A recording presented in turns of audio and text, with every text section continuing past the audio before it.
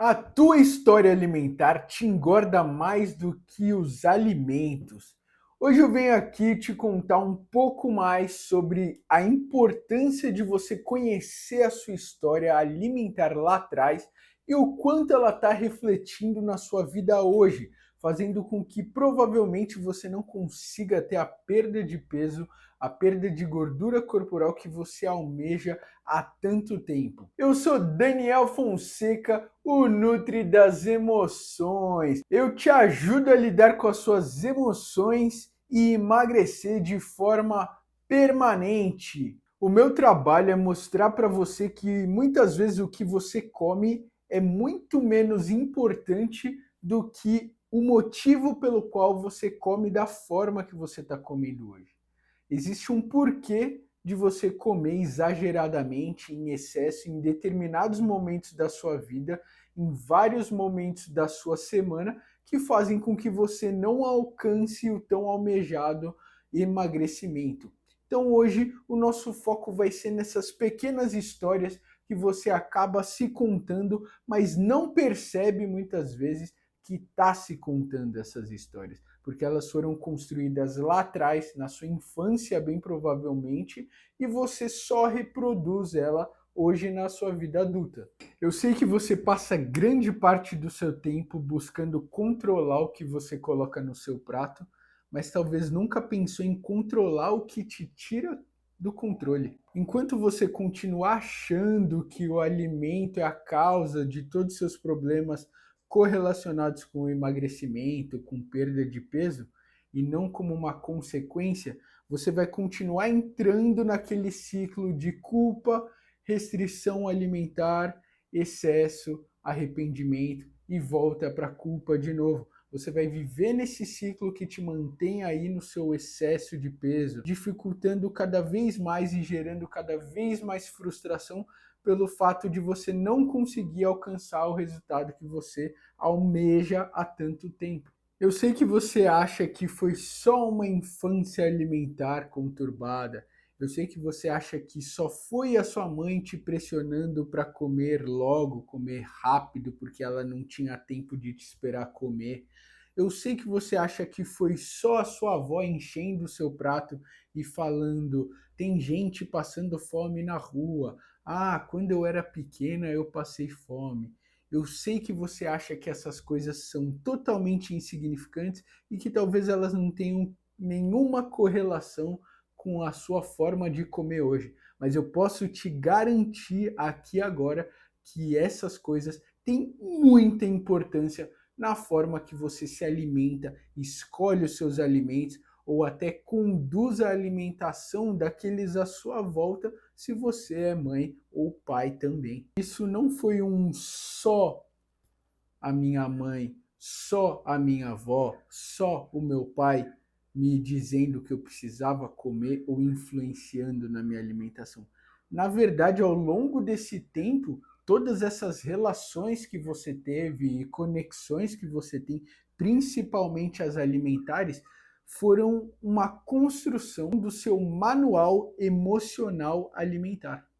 E é bem nesse ponto que é muito importante nós olharmos quando a gente quer buscar uma mudança na nossa rotina alimentar, na qualidade do que a gente come ou até na busca dos nossos resultados físicos, estéticos, de saúde, melhora da qualidade dos nossos exames. Na verdade, todos esses resultados que você tem agora apresentáveis, que você consegue visualizar, seja você no espelho, sejam seus exames alterados, são apenas consequências dessa forma que você vem se comportando frente aos alimentos que estão correlacionados à sua forma de viver no mundo.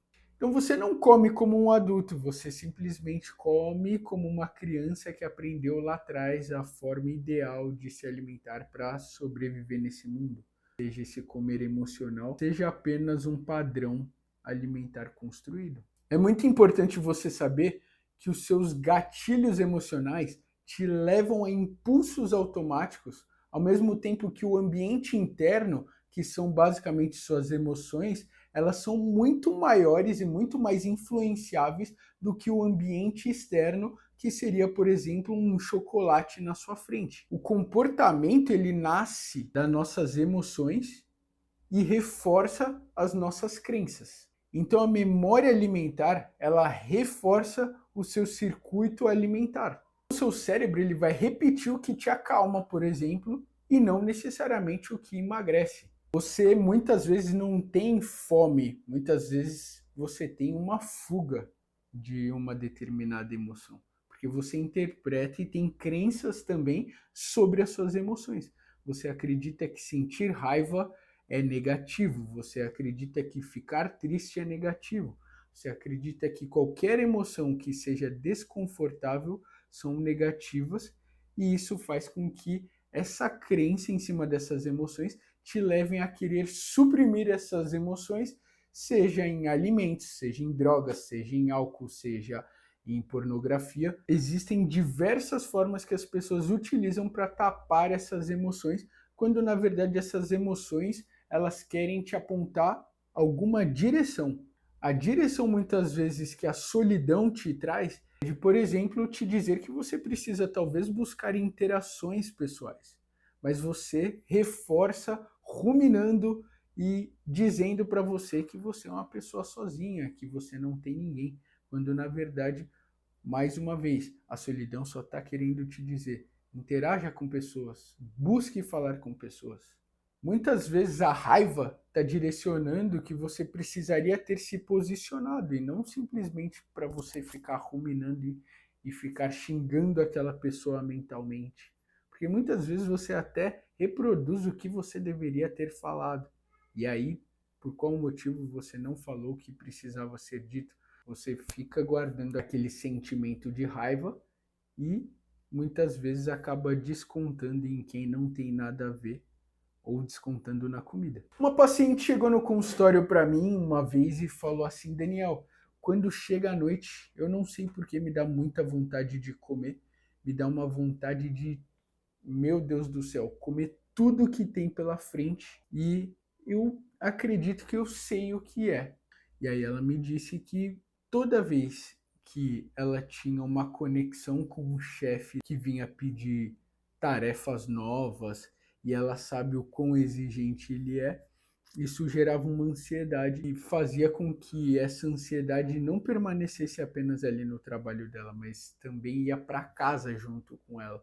O fato dela ser pressionada ao longo do dia dela em relação a essas tarefas fazia com que à noite ela chegasse em casa e buscasse comer os alimentos, porque os alimentos eram uma forma de confortar, de reduzir toda essa ansiedade que ela não conseguiu controlar ao longo do dia, pensando nos piores cenários possíveis que poderiam acontecer se ela não entregasse aquela tarefa. A comida era o único espaço emocional seguro que ela tinha ao longo do dia, e muitas pessoas fazem isso com diversas outras emoções que elas têm. Então imagina que muitas vezes quando você tem na sua frente aí um pote de sorvete, um chocolate, uma paçoquita, qualquer alimento hiperpalatável que você sabe que são coisas prazerosas e que te trazem conforto, não está olhando para aquele alimento de uma forma literal, você está olhando para ele de uma forma mais metafórica.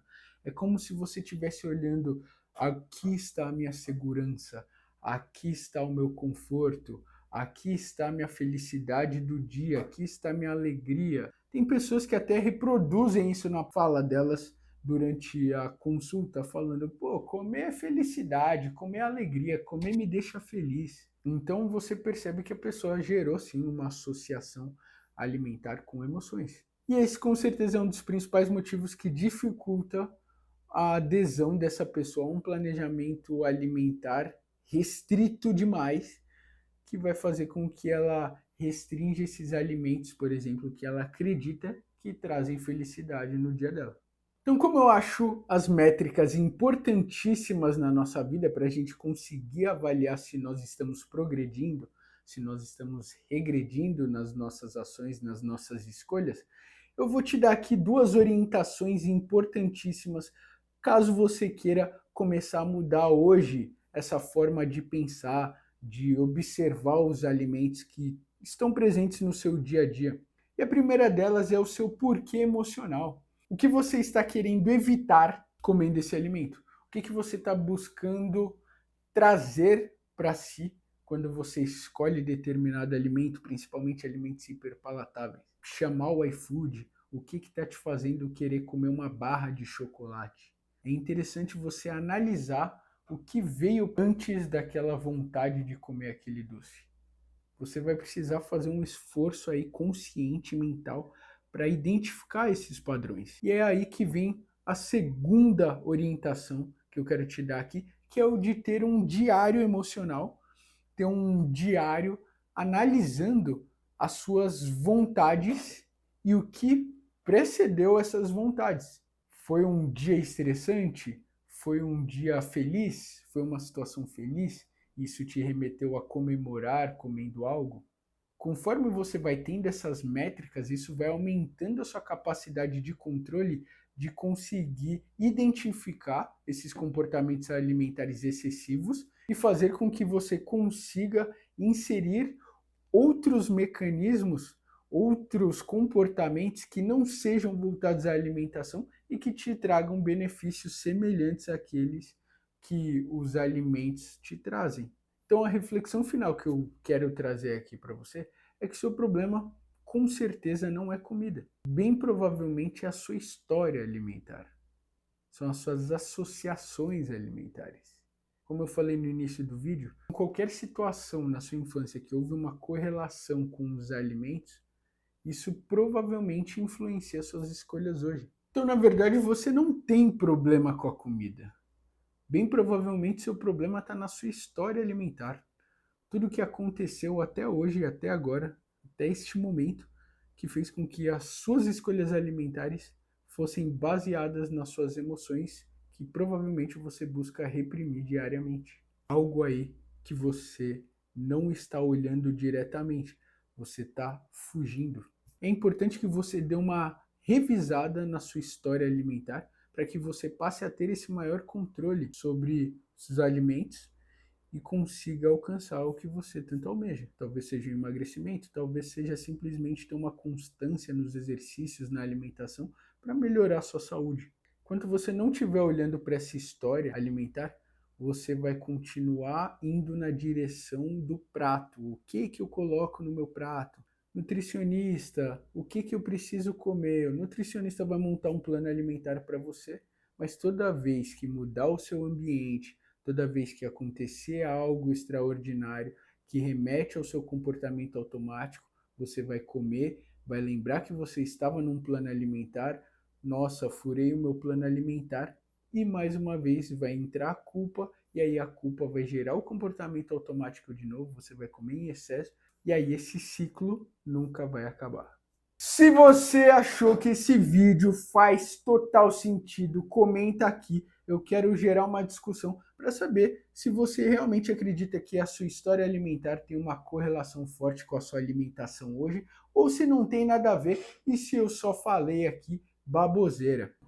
Vamos comigo, galera! Vamos voar! Se inscreve no canal, curte aqui, que eu tô toda semana às 8 da noite postando aqui um vídeo falando sobre nutrição e emoção, porque essas palavras combinam.